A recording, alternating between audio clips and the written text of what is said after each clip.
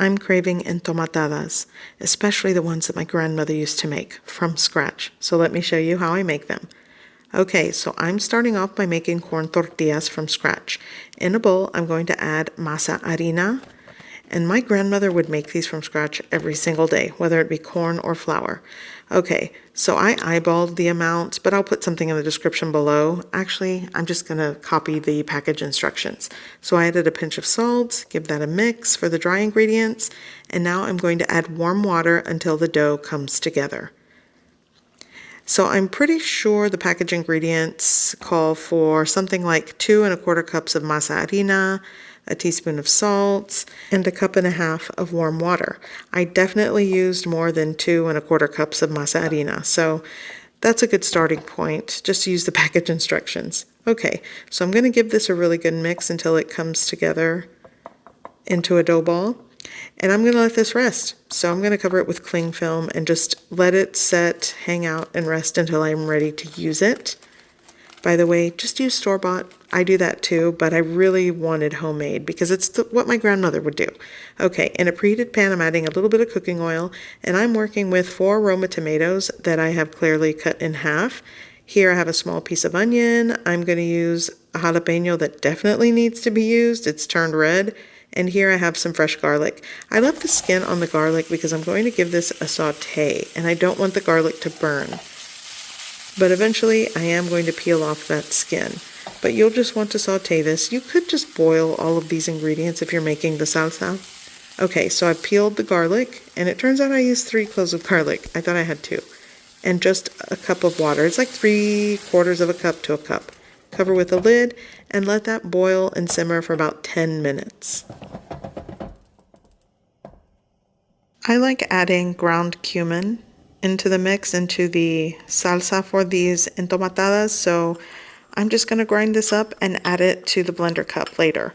So here this has been boiling, and I'm just going to shut off the heat, and I'm going to puree this very well. So here I'm adding it into a blender cup. And this is another reason I didn't really add tons of water. It's just enough. Here I'm shaking in my cumin and a little bit of chicken bouillon powder going in and some salt. A lot of the seasoning spices are to taste. Okay, and I'm just going to puree this really well and now pour it back into the pan.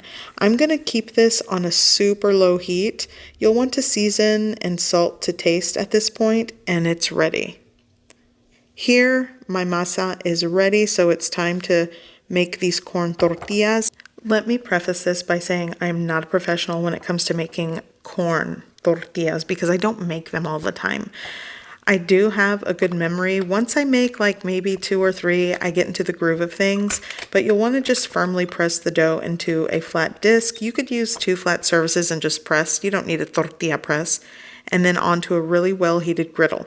So I slapped this tortilla onto the griddle, and it created these lovely air pockets, but when I flipped it over, it looks like this.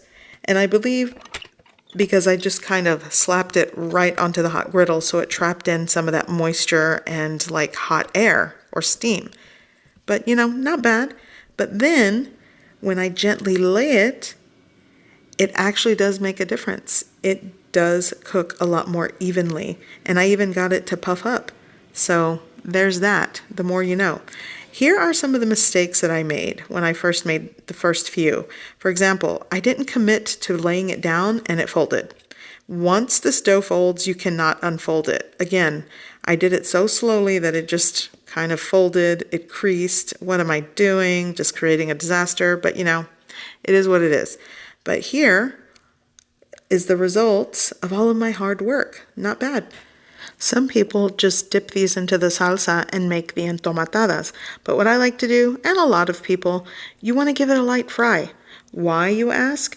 Because it does help to keep the texture once you dip and sauce it into the tomato salsa. Now, you can choose not to do this, but you run the risk of the tortilla kind of disintegrating or just getting mushy. So there's that. Okay, so light fry going on a baking sheet, and now just take one of these. This one got extra crispy, so I'm just going to dunk it. It'll kind of soften, loosen, and it'll still hold its shape and texture. So again, I didn't commit to the dunking. It fell into the sauce. I'm using a spoon. It's gonna taste good. By the way, the one jalapeno that I used is kind of spicy, so I kind of regret not taking out the seeds, but you know, that's just a little fair warning to you all if you don't want it extra spicy.